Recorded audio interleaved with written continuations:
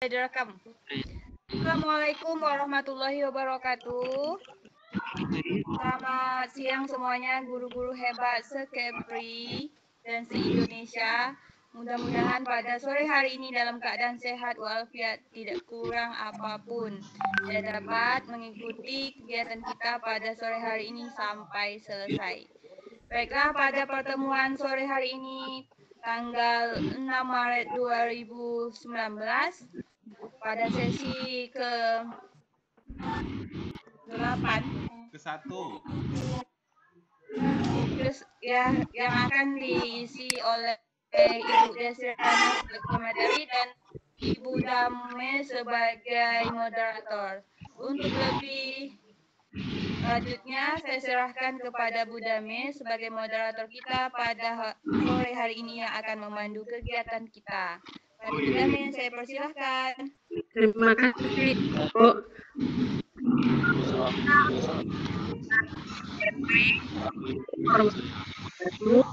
Salam sejahtera semua. Pada sesi ini kembali Lodami Kepri selaku moderator dan Marliana, dan kita akan mendengarkan paparan dari Bu Desrina tentang peningkatan kemampuan penalaran dan posisi matematis melalui pendekatan saintifik model dengan model kooperatif TPS di SD Cendana Batam Kota. Untuk mempersingkat waktu, baik kita persilahkan kepada Bu Desrina untuk memberikan pemaparan beliau. Terima kasih. Kepada Bu Desrina kami persilahkan. Baik, Assalamualaikum warahmatullahi wabarakatuh. Selamat siang guru hebat Indonesia. Kali ini kita bertemu dalam materi peningkatan kemampuan penalaran dan disposisi matematis melalui pendekatan saintifik. Ya, kenapa hilang? Oke. Bu Dame, di layar saya hilang. Bu Dame gimana? Iya, hilang Ibu, hanya tersisa warna hijau saja. Ya, tunggu sebentar ya Bu Dame. Baik, Bapak Ibu sambil menunggu, ini tidak tahu tiba-tiba seperti ini ya. Oke, apakah hang atau gimana saya nggak tahu. Ini kira-kira kenapa ya? Sebentar. Oh, keseluruhan. Udah Bu, tertekan 2 kali tuh kayaknya. Tertekan 2 kali, jadi gimana nih Bu ya? Coba tekan lagi. Balik lagi. Balik ya?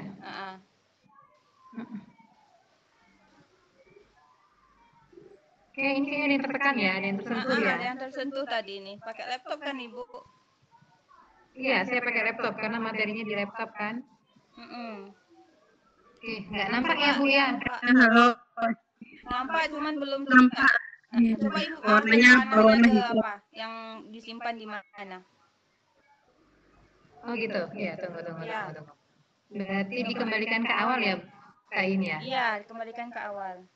Latar belakangnya dari keadaan nilai matematika di sekolah dasar tempat saya mengajar di tahun 2018, di mana anak-anak itu bisa dikatakan benci dengan pelajaran matematika, tidak suka sama sekali, sehingga mereka malas, jadi cenderung menyerah dengan pembelajaran matematika itu sendiri.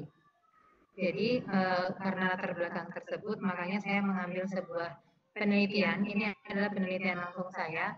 Bagaimana sih meningkatkan kemampuan penalaran dan disposisi matematis terhadap siswa kelas 5 di SD Cendana Batam Kota. Baik, Bunda, ini saya sedikit masih kesulitan ini kemana ya? Tadi nggak ada masalah. Saya keluar dulu gimana Bunda? Mungkin diisi dulu. Dame, saya keluar dulu, saya bisa masuk lagi Bu Dame. Lanjut. Ayo Bu Dame buka dulu kan. Bu, selamat siang. Mohon maaf atas terjadinya trouble tadi. Kita lanjutkan. Di sini saya mengangkat materi peningkatan kemampuan penalaran dan disposisi matematis melalui pendekatan saintifik model problem based learning dengan model kooperatif think pair share ISD Cendana Batam Kota. Perkenalkan, nama saya Desrina. Saya guru SD kelas 5 dan kelas 6. Hari ini saya akan membawakan materi ini. Bapak Ibu, kita bahas bersama. Oke, ini kayaknya mulai lagi ya Bu ya, muternya lama nih. Nah, kan?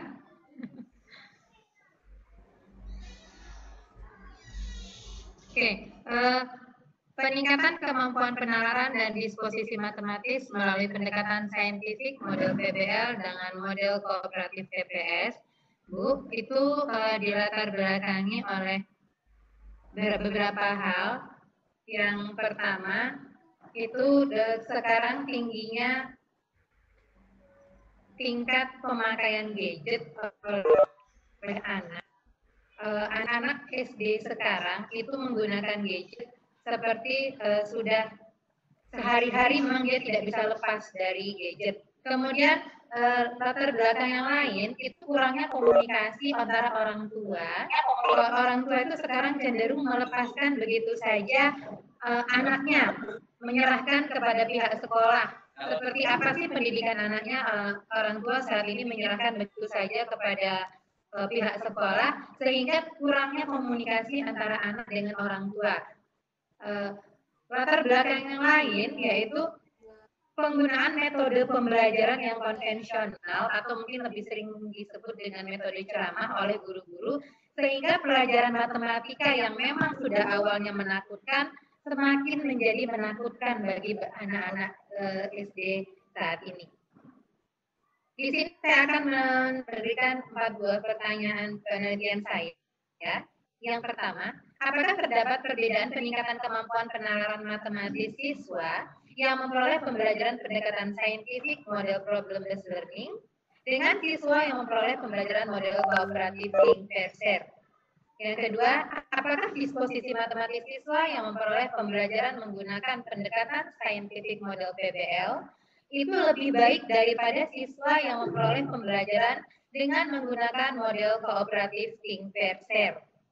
Yang ketiga, bagaimana peningkatan kemampuan penalaran matematis siswa yang memperoleh pembelajaran menggunakan pendekatan saintifik model PBL dengan siswa yang memperoleh pembelajaran model kooperatif Link-Verser? Yang terakhir, bagaimana peningkatan disposisi matematis siswa yang memperoleh pembelajaran menggunakan pendekatan saintifik model PBL dengan siswa yang memperoleh pembelajaran menggunakan model kooperatif Link-Verser? Bapak Ibu, PBL atau Problem Based Learning adalah sebuah metode pembelajaran di mana pendekatan pembelajaran ini menggunakan model pemecahan masalah yang melibatkan aktivitas siswa dalam berpikir, memecahkan masalah secara mandiri, sehingga pengetahuan yang diperoleh mampu memahami materi pecahan dengan baik. Jadi pada materi ini yang dibahas adalah khusus kepada materi pecahan. Seperti diketahui, siswa kelas 5 saat ini, mereka ada di KD-nya itu membahas mengenai pecahan. Beberapa pendapat ahli yang saya ambil untuk penelitian ini itu ada dari Ward, dari Arens, dan dari Ratna Ingsi. Kemudian kembali kepada model Link-Verser. Link-Verser adalah sebuah model pembelajaran, bagian dari model pembelajaran kooperatif learning. Link-Verser adalah pendekatan pembelajaran kooperatif di mana siswa saling bekerja sama, berdiskusi, dan saling berbagi informasi, sehingga seluruh siswa mampu memahami penyelesaian masalah dalam pembelajaran. Beberapa pendapat ahli yang mendukung dalam penelitian ini, diantaranya Safin di tahun 2008, dan Limen di tahun 2005, serta Siti di tahun 2011. Peningkatan penalaran matematis sendiri memiliki pengertian bahwa upaya untuk merubah kemampuan berpikir matematis siswa ke arah yang lebih baik, sehingga siswa itu mau berpikir bernalar seperti apa cara penyelesaian soal matematika. Kemudian disposisi matematis. Disposisi matematis adalah sikap keingintahuan, kesadaran, kepercayaan diri, fleksibilitas, dan tekun dalam menyelesaikan soal matematika. Di sini hipotesis dari penelitian yang saya lakukan, Yang pertama, terdapat perbedaan peningkatan kemampuan penalaran matematis siswa yang memperoleh pembelajaran pendekatan saintifik model problem-based learning dengan siswa yang memperoleh pembelajaran kooperatif model think, pair, and share. Berikutnya, peningkatan kemampuan disposisi matematis siswa yang memperoleh pembelajaran pendekatan saintifik model PBL lebih baik memperoleh pembelajaran kooperatif model think, pair, share. Penelitian saya ini memiliki desain penelitian kuantitatif. Metode yang saya gunakan adalah metode kuasi eksperimen dengan kelas eksperimen model Thomas Murray, di mana ada satu kelas eksperimen awal dan satu kelas eksperimen pembanding. Populasi yang saya gunakan adalah seluruh siswa kelas 5 SD Cendana Batam Kota, sejumlah 119 siswa, dengan sampel yang saya ambil itu di kelas 5A dan kelas 5B, masing-masing terdiri dari 30 siswa. Instrumen penelitian yang saya gunakan berupa tes uraian terdiri dari 5 buah soal, serta angket pernyataan yang terdiri dari 30 pernyataan, di mana terdapat 5 pernyataan negatif serta 5 pernyataan positif.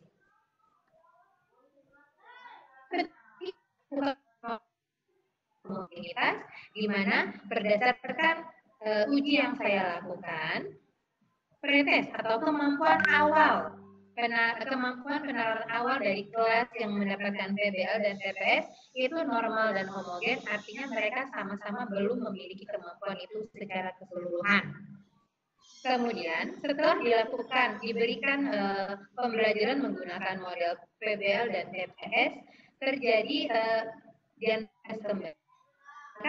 dilihat bahwa hasil yang diperoleh berdasarkan proses kemampuan penalaran itu data normal dan demikian juga dengan angket. Angket awal disposisi matematis, ketika siswa masih diajarkan dengan metode konvensional, itu setelah diuji dengan pengujian pendata dengan menggunakan SPSS model SPSS tipe 23 ya, didapatkan data normal dan homogen. Oke, berdasarkan hasil tes yang dilakukan, maka terdapat perbedaan peningkatan kemampuan penalaran dan disposisi matematis. Di sini bisa dilihat bahwa terjadi peningkatan penalaran matematis dengan nilai signifikansi 0,192. Artinya, terjadi peningkatan kemampuan penalaran matematis siswa pada kelas yang memperoleh pendekatan pembelajaran problem-based learning maupun dengan siswa yang mendapatkan pembelajaran dengan model think, pair, share. Dalam peningkatan disposisi matematis, terjadi peningkatan disposisi matematis siswa pada kelas yang memperoleh pendekatan pembelajaran model PBL maupun siswa yang mendapatkan. Untuk mengetahui apakah penelitian ini berhasil, maka dilihat berdasarkan nilai signifikansinya 0,30, artinya terdapat perbedaan peningkatan penalaran. Peningkatan kemampuan penalaran siswa yang memperoleh pembelajaran melalui pendekatan problem-based learning lebih tinggi daripada siswa yang memperoleh pendekatan pembelajaran kooperatif model think, pair, and share. Untuk perbedaan peningkatannya, bisa dilihat bahwa secara statistik, peningkatan disposisi siswa yang memperoleh pembelajaran dengan pendekatan problem-based learning tidak lebih baik daripada siswa yang memperoleh pembelajaran kooperatif think, pair, share. Artinya, dari dua kelas ini, baik menggunakan model pembelajaran problem-based learning ataupun menggunakan model pembelajaran think, pair, share, sama-sama meningkat, tapi tidak terdapat perbedaan yang signifikan. Untuk mengetahui peningkatan, di situ kita bisa melihat grafik peningkatan. Yang pertama bisa dilihat itu Bapak Ibu semuanya dari nilai pretest atau tes kemampuan awal dan post test di tes kemampuan akhir, kemudian di angket awal dan angket akhir, semuanya sama-sama terdapat peningkatan. Kesimpulan penelitian yang saya lakukan, terdapat perbedaan peningkatan kemampuan penalaran matematis siswa memperoleh pembelajaran menggunakan pembelajaran saintifik model problem-based learning dengan siswa yang memperoleh pembelajaran kooperatif tipe think, pair, share. Secara matematis, peningkatan disposisi matematis siswa yang memperoleh pembelajaran menggunakan pendekatan problem-based learning lebih baik daripada siswa yang memperoleh pembelajaran kooperatif tipe think, pair, share. Berikutnya, peningkatan kemampuan penalaran matematis siswa yang memperoleh pembelajaran menggunakan pendekatan saintifik model problem-based learning lebih tinggi secara signifikan daripada siswa yang memperoleh pembelajaran kooperatif think, pair, share. Yang keempat, disposisi matematis siswa yang memperoleh pembelajaran menggunakan pendekatan PBL mengalami peningkatan yang lebih baik daripada siswa yang mendapatkan pembelajaran menggunakan model think, pair, share. Baik, Bapak Ibu sekalian, itu tadi adalah presentasi yang sudah saya buat. Ini adalah penelitian yang sudah saya lakukan di tahun 2018, dari mulai bulan Januari sampai dengan bulan April.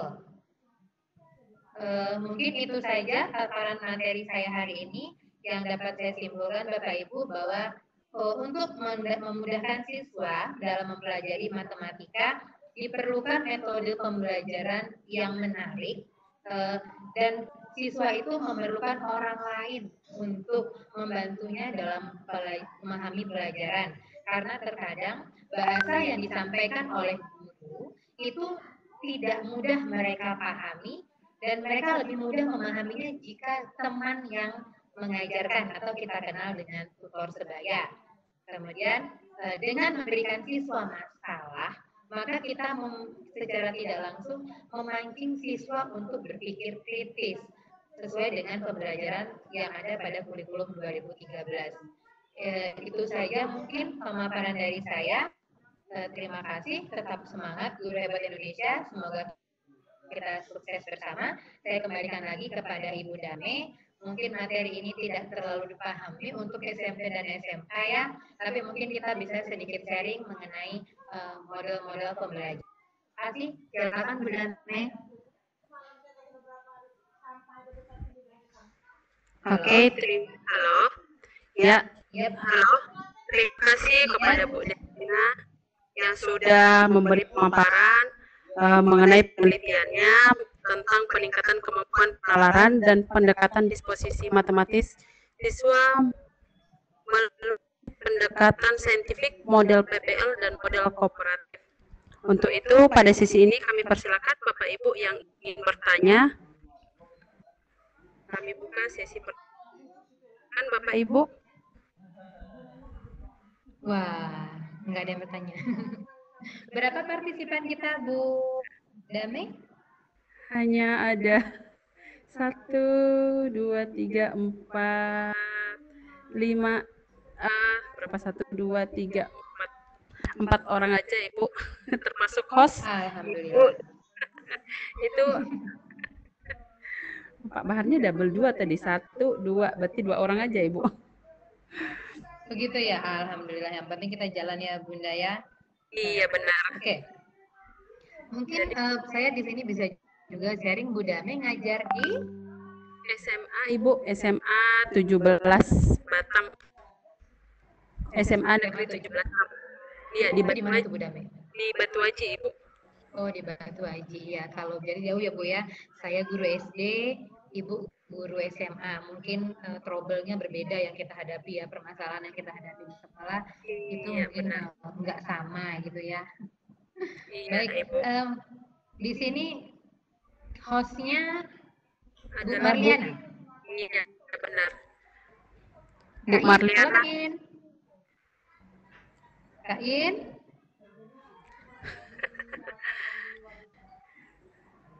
Kak In. Halo. Ya, sepertinya sedang sinyal bermasalah. Mungkin Ibu. Jadi, nah hari ini tidak ada yang bertanya pada. Halo. Halo. Ya, baik. Saya Junedi. Terima kasih kepada Ibu Desrina yang sudah memaparkan penelitiannya. Tentang, boleh diturunkan dikit Bu, judulnya nggak kelihatan. Boleh Pak. Ini Pak Edi yang LPMP ya Pak ya? Iya benar sekali Bu. Itu nama kerennya Pak Juna lah Pak, bukan? Iya benar. Kan kita pernah berjumpa Bapak. Waktu kegiatan apa ya? Udah lupa saya nih Bu, maaf Bu. Bapak yang saya penanggung jawab K13 di SD Cendana. Oh iya. Iya, Jadi gini Bu, kita jumpa terakhir di kegiatan K13 pendampingan K13 kemarin kayaknya Pak di Bina Nusantara ya, atau di mana kemarin tuh? Iya benar-benar. Baiklah. Oke, Pak Juna, kayaknya Pak Juna silakan. Saya di sini hanya bercerita membatasi di SD ya Pak ya, Pak Juna. Silakan Pak. Tadi mana? Kita apa? Ada Ibu hadir. Terima kasih kepada Ibu atas paparannya, bagus sekali ya. Tadi saya tertarik dengan riset Ibu yang Ibu mulai sejak Januari tahun 2017 hingga April 2018. Iya Pak, karena kan itu saya harus mengambil di dua kali tahun yang berbeda. Tentu apa sih masalahnya begitu kan ya? Di kelas berapa Ibu? Di kelas 5 Pak, kelas 5 SD. Kelas 5 ya. Iya. Baik. Mungkin ini mau menegaskan saja Bu, dari hasil yang Ibu dapatkan ini ada rentang waktu setahun 4 bulan ya? Iya. Karena itu dua kelas yang berbeda Bapak. Artinya begini, di riset awal saya hanya mengambil sampel di kelas 5 yang tahun 2017. Kemudian saya ulangi lagi di kelas 5 yang 2018, baru ketemu masalahnya apa. Tentu kan harus ada penelitian awal kan, seperti itu. Baik, metode yang Ibu gunakan apa ya, sehingga di rentang waktu sekitar 16 bulan ini bisa menjadi acuan bagi Ibu kah? Sudah fix atau kayaknya perlu untuk semester pertama di 16 bulan pertama hingga semester kedua dan ketiga kayaknya perlu kita lakukan evaluasi. Nah, kira-kira apa yang menjadi instrumen Ibu untuk bisa mendapatkan data? Dan kira-kira yang pertama tentu ini berdasarkan hasil nilai latihan siswa ya Pak ya, penilaian harian ya. Penilaian harian itu kan kita tentu melihat pada materi apa sih anak ini bermasalah. Ternyata dari nilai latihan yang saya dapatkan itu ketika KD-nya itu memanipulasi data pada pecahan, itu anak kurang begitu paham. Itu berapa anak Bu? Satu kelas semua kan? Sampel yang saya ambil itu 33 anak pertama yang di tahun 2017, kemudian yang 2018 itu 30 anak di kelas A dan 30 anak di kelas B. Terus? Kemudian setelah itu tentu di penelitian awal saya dapat dan diulangi lagi di penelitian di tahun 2018, sehingga saya mengambil kesimpulan ini loh masalah yang ternyata harus saya hadapi. Dan itu juga terkait dengan hasil UN. Hasil UN kan kita mengadakan analisis nih dari soal UN. Ternyata materi pecahan itu yang dimana anak memanipulasi data, itu anak tidak paham. Seperti saya mengambil contoh begini Pak Juna. Misalnya di soal nih ya, ibu membeli 2,5 kilogram cabai gitu ya. Kemudian bibi membeli 1/4 kilo lebih dari ibu. Nah, itu soal yang saya angkat. Nah, ternyata setelah hampir dari 33 anak, itu yang mampu menyelesaikan soal itu, memahami, itu tidak sampai 10 anak. Bahkan kalau tidak salah terakhir itu hanya 4 anak yang mampu menjawab dengan benar. Nah, seperti itu Pak Juna. Apakah kasus seperti ini kan di dalam silabus, dalam perencanaan pembelajaran kan memang kita sudah mengarahkan sini, berarti kita tidak bisa langsung menjadi satu patokan bahwa menurut saya ya Bu, karena kan anak bisa mengerti dengan bagian ini, tentu diawali dengan kita sebagai guru memaparkan hal demikian. Nah, dari pemaparan kita mungkin nggak salah ditangkap mereka, kalau bisa dilihat kayak gitu kah? Bisa jadi. Makanya di sini Pak, kan kita tentu melihat dengan metode pembelajaran begini, kita ajarkan begini, ternyata hasilnya seperti ini. Oleh karena itu, maka saya mengganti model pembelajarannya. Makanya di tahun 2018 itu, saya ganti dengan model pembelajaran problem based learning dan cooperative think pair share dari 2 kelas. Jadi kelas A saya pakaikan PBL, kemudian di kelas B saya gunakan PPS. Seperti itu. Baik. Jadi seperti itu. Karena memang masalah ini sepertinya kok ini kan salah satu SKL yang keluar ya di kelas 6. Betul. SKL. Makanya kita mempersiapkan kan dari kelas 5 tuh. Karena kebetulan materinya ada di kelas 5. Nah, oleh karena itu makanya kita buat seperti ini di kelas 5 dengan harapan kan ketika dia mampu, dia paham di kelas 5, tentu di kelas 6 lebih memudahkan.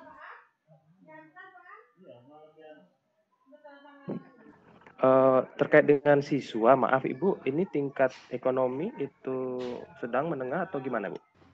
Kalau menengah ke bawah, campur lebih kepada menengah ke bawah, mayoritas itu karakteristik ekonominya anak ditinggal, dalam arti mohon maaf, orang tua bekerja, anak ditinggal di rumah.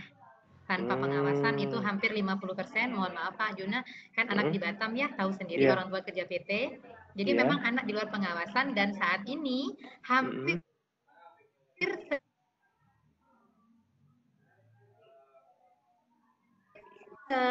hampir 95% anak pegang gadget. Anak ini yang saya survei ini, mereka 95% mereka pegang gadget. Berarti bukan menengah dong. Bukan. Gadget kan tidak harus gadget gadget yang wow kan Pak. Iya, maksud saya. Untuk gadget tidak bisa kita katakan menengah ke atas. Bahkan anak yang menengah ke bawah orang tuanya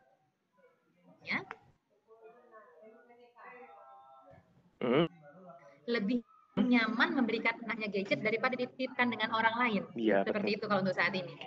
Kenapa saya coba tanyakan dengan nyuruh meliterasikan di rumah dan sebagainya kan juga sangat berperan penting ya supaya berhasil makanya, kita. Betul. Makanya ini saya angkat. Ini Pak Juna kan saya angkat di sini nih, kurangnya komunikasi ya, kurangnya komunikasi orang tua, kemudian gadget dan metode pembelajaran yang konvensional itu yang saya angkat dari latar belakang masalah ini kan. Baik ya. Kayak saya langsung dapat benang merahnya. Baiklah, terima kasih Ibu. Terima kasih banyak Pak Juna. Terima kasih Bu. sudah berpartisipasi. Ya, baik. Ya, terima kasih kepada Pak Henry dari LPMP.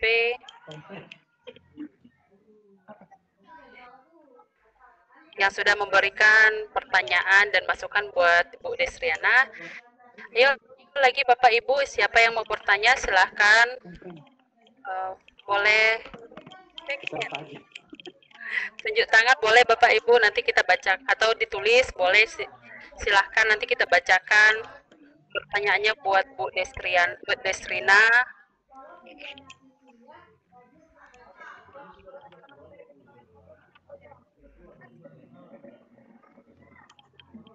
Oke, ada lagi Bu Dami atau sudah?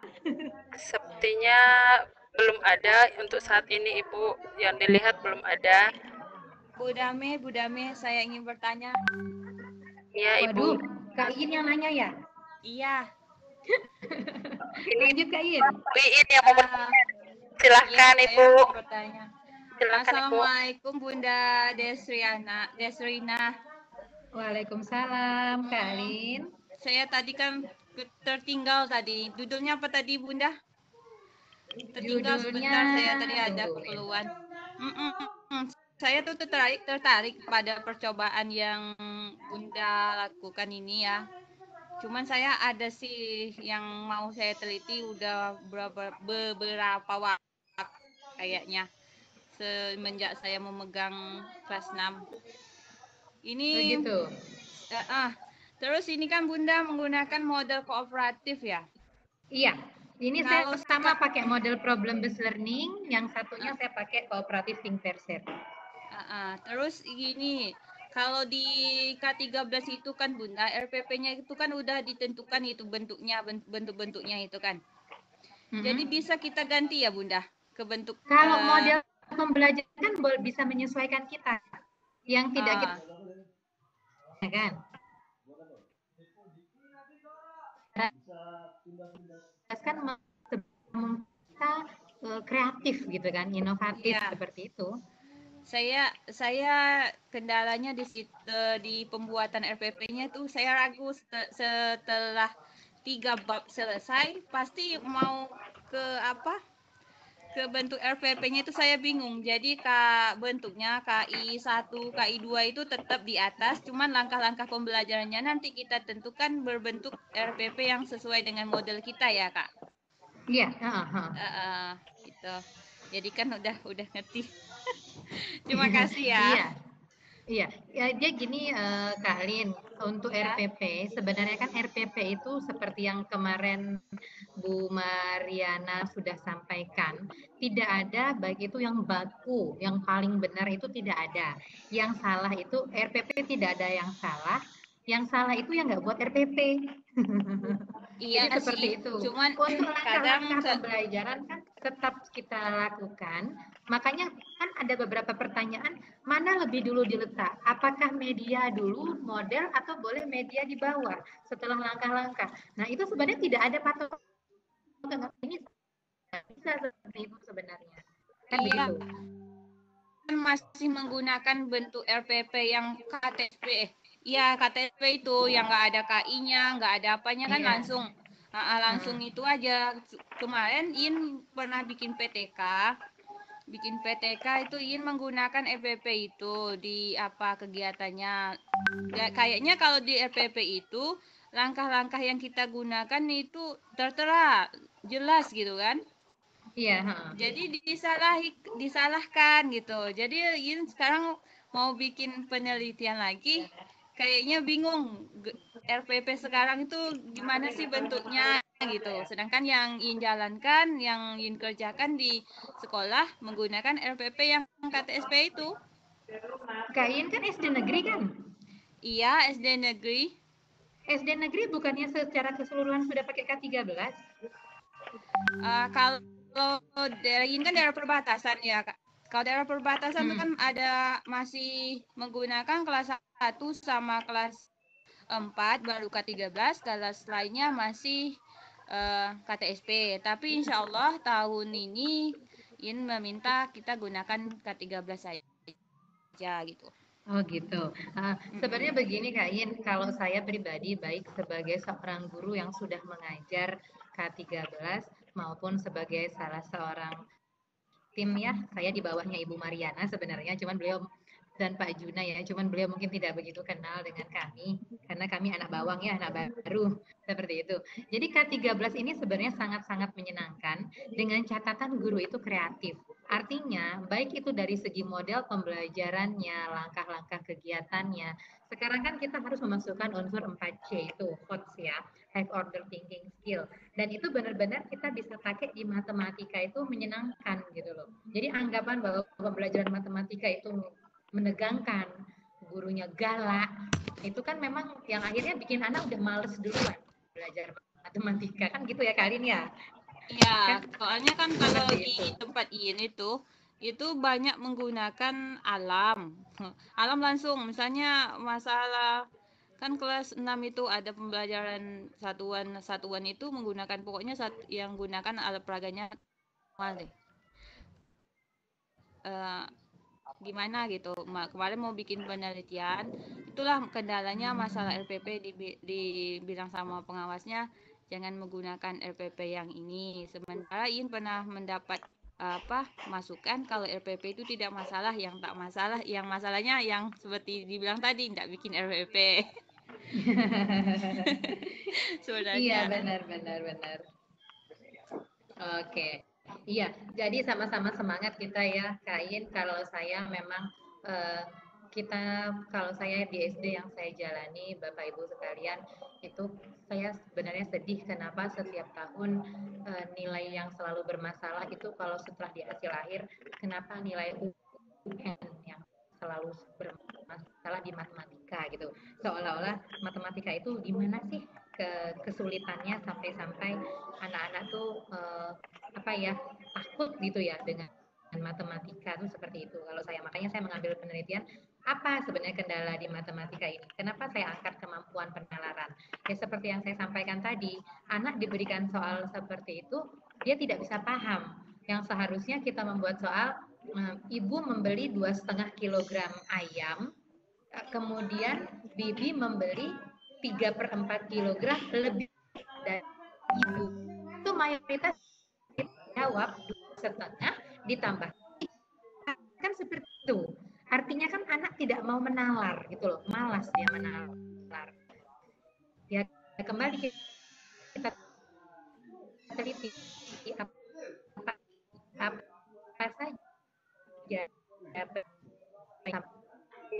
rendah keinginan menalar itu seperti ya Bu Dami ya. Kalau ada yang lain lagi Bu Dami mungkin kita bisa sharing di sini.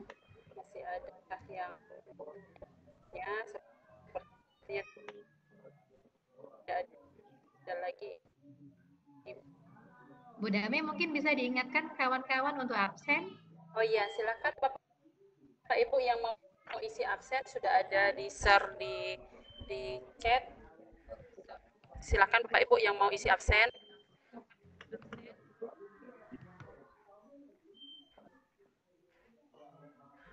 Absennya bisa diklik Bapak Ibu yang mau isi absen silakan.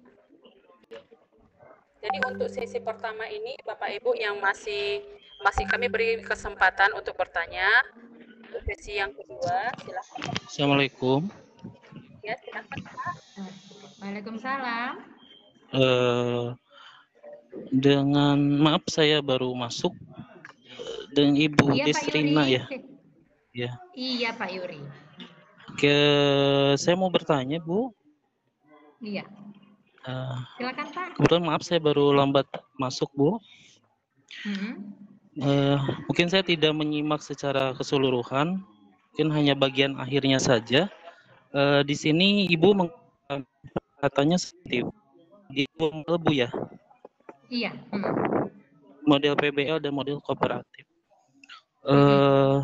Dalam pemilihan kedua model itu, apa yang menjadi dasar dipilih kedua model itu? Kalau model PBL itu kan ini untuk kemampuan penalaran, berarti anak dirangsang di dalam suatu masalah, gitu. Iya. Tidak ada rangsangan, kemudian ada masalah gitu. Nah, kemudian kenapa Ibu menambahkan adanya model kooperatif? Apa yang menjadi pertimbangan? Terima kasih, Ibu. Oke, terima kasih Pak Yuri. Mungkin yang pertama yang saya ingin sampaikan, di sini yang saya lakukan penelitian itu model ini tidak digunakan di satu kelas yang sama. Artinya model PBL itu saya gunakan di kelas A, sementara model kooperatif TPS saya gunakan di kelas B, Bapak. Jadi di sini saya membandingkan dua buah kelas dengan dua model pembelajaran yang berbeda. Kenapa saya mengambil model PBL? Karena memang penelitian ini yang saya angkat, saya memberikan anak itu untuk memahami soal cerita, bukan untuk soal yang langsung ke angka ya. Jadi memang yang saya angkat dalam penelitian saya, kemampuan penalaran dan disposisi matematis siswa itu terhadap soal cerita, soal pecahan, materi soal pecahan. Jadi seperti itu Pak Yuri. Mungkin bisa saya tampilkan sebentar, saya cari materi ini, contoh soalnya.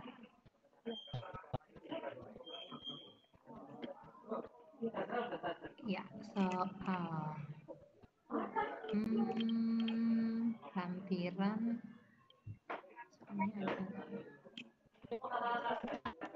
Sebentar ya Pak, jadi biar bisa dilihat Baik, Bu. kenapa saya ambil model seperti ini. Karena yang pasti saya mengangkat materi ini kan terkait dengan adanya esai dalam UN Pak. Oke. Dalam UN itu kan sekarang ada esai di anak SD nih. Iya, betul. Nah, kenapa kok di esai itu hampir seluruhnya anak-anak itu salah gitu loh. Kenapa kok hampir seluruhnya anak-anak saya salah gitu. Ternyata memang mereka kurang memahami maksud dari soal. Jadi mereka tidak sudah menyerah terlebih dahulu gitu. Jadi langsung dipotong kompas aja. Oh, berarti ini kayak gini cara ngerjainnya begini. Sebentar ya Pak Yuri, ini kayaknya laptop saya lelah. Tunggu sebentar ya Pak sambil loading. Jadi seperti itu Pak Yuri. Saya sampaikan bahwa ini dua buah kelas yang berbeda, bukan satu kelas yang sama.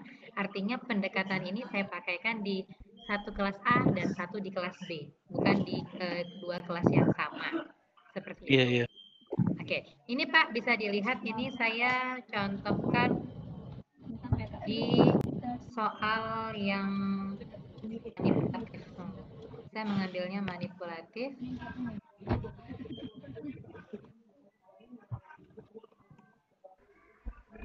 Oke. Nah, contoh soal Pak di sini, Bapak mungkin bisa lihat di soal nomor 1. Itu kan sebenarnya kalau siswa memahami, dia hanya tinggal menambah dan mengurangi, ya Pak ya. Bisa Oke. dibaca Bapak soal saya? Ya. Oke. Nah, sementara penalaran itu saya lebih mengenal kepada soal nomor 2 Pak. Di soal nomor 2, Oke. salah membeli kain sepanjang 1 Mhm. 2/6 meter. Ida juga membeli pita yang panjangnya 4/8 meter lebih panjang dari kain silala. Kemudian gabungan kain keduanya dibentuk gorden kelas dan bersisa 2/3 meter. Nah, dari soal ini Pak, yang saya teliti ini, hampir 80% mungkin Pak, itu tidak bisa anak saya menjawab soal ini ketika menggunakan metode konvensional. Jadi seperti itu Pak. Makanya saya menganggap bahwa kemampuan menalar anak-anak kita itu belum seperti yang saya harapkan. Itulah, yang seperti itu Pak.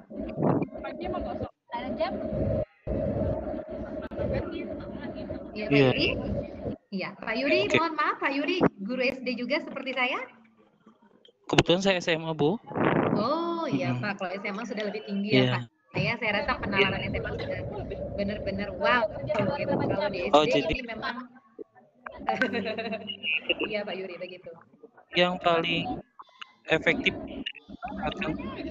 itu model Kalau dari 2 model pembelajaran yang saya gunakan, itu yang lebih efektif ternyata problem based learning Pak, dibandingkan dengan think percent. Iya. Itu di kelas yang saya, di sekolah yang saya ampu ya Pak ya. Mungkin di kelas lain, di sekolah lain saya tidak tahu juga. Seperti yang sudah dibahas sama Pak Juna tadi, salah satunya dipengaruhi oleh faktor keluarga Pak. Kan tadi sudah dibilang bahwa nih seperti ini. Berarti yang kelas kontrolnya Ibu yang pakai model PBL ya? Dipakai model PBL Pak. Kelas kontrolnya model PBL. Kelas pembandingnya itu model TPS. Oke.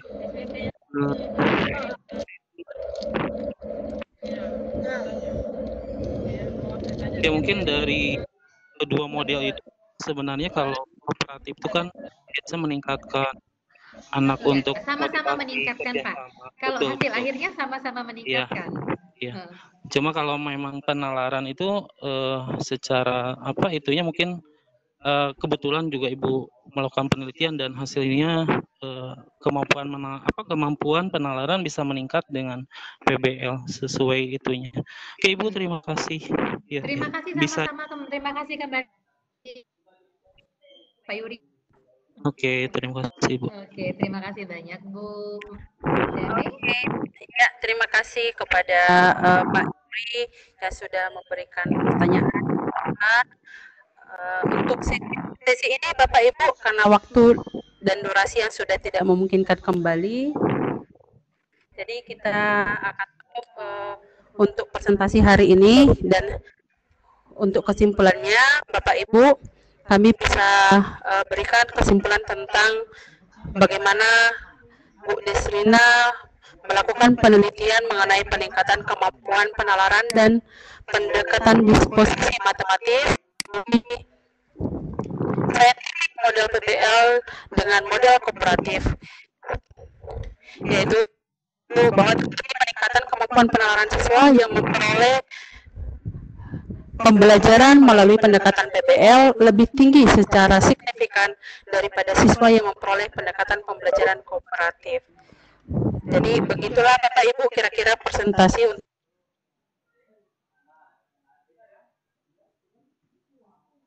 Halo. Halo. Halo. Sebentar, Halo. ada bot lewat. Halo Ibu. Ya, kita tutup Ibu kegiatan kita untuk sesi pertama ini. Oke, Bapak Ibu guru hebat Indonesia, terima kasih atas partisipasinya. Selesai di sesi ini, terima kasih banyak. Semoga kita sukses bersama. Saya akhiri. Wabillahi taufiq wal hidayah. Assalamualaikum warahmatullahi wabarakatuh. Saya kembalikan kepada Ibu Dami. Silakan Bu Dami. Terima kasih atas kegiatan hari ini Bapak Ibu hebat Kepri. Kita akan buka kembali untuk sesi berikutnya. Kami tutup untuk kegiatan hari ini. Terima kasih banyak.